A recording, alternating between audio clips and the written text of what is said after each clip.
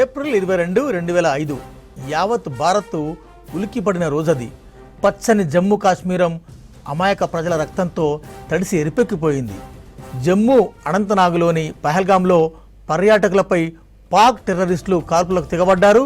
మతం అడిగి మరీ అత్యంత దారుణంగా 25 మందిని పొట్టన పెట్టుకున్నారు నరరూప రాక్షసులు. ఈ ఘటనతో దేశం మొత్తం కోపంతో రగిలిపోయింది. శత్రుముఖకు సరైన బుద్ధి చెప్పాలని డిమాండ్ చేసింది.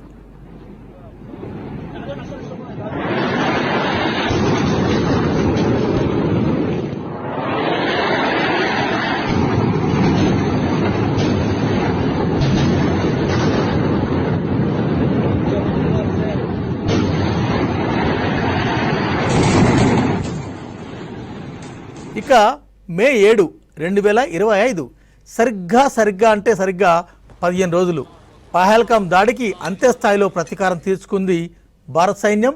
ఆపరేషన్ సింధూర్ పేరుతో టెర్రర్ క్యాంపులపై మిసైల్స్ దింపింది. పకడ్బందీ వ్యూహాలతో శత్రువులను ఫినిష్ చేసింది భారత సైన్యం.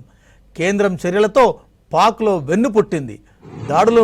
ఈ దాడుల్ని ముందే ఊహించినా ఈ స్థాయిలో రివెంజ్ ఉండడంతో దాయాది దేశంలో భయం మొదలైంది.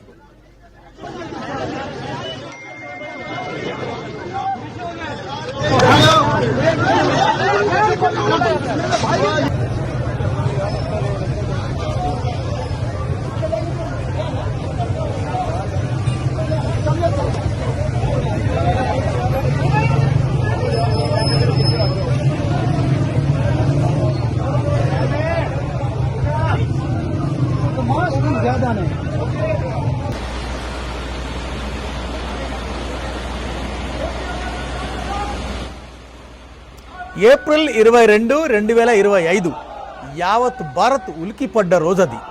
పచ్చని జమ్మూ కాశ్మీరం అమాయక ప్రజల రక్తంతో తడిసి ఎరిపెక్కిపోయింది. జమ్మూ అనంతనాగ్ జిల్లాలోని పహల్గాంలో పర్యాటకులపై పాక్ టెర్రరిస్టులు కాల్పులకు తెగబడ్డారు.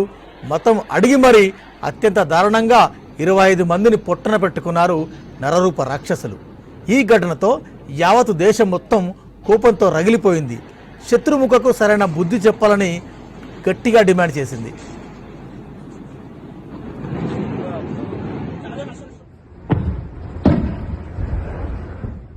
ఇక మే 7, 2025 సరిగ్గా 15 రోజులు పహల్గాం దాడికి అంత్యస్థాయిలో ప్రతీకారం తీర్చుకుంది భారత్.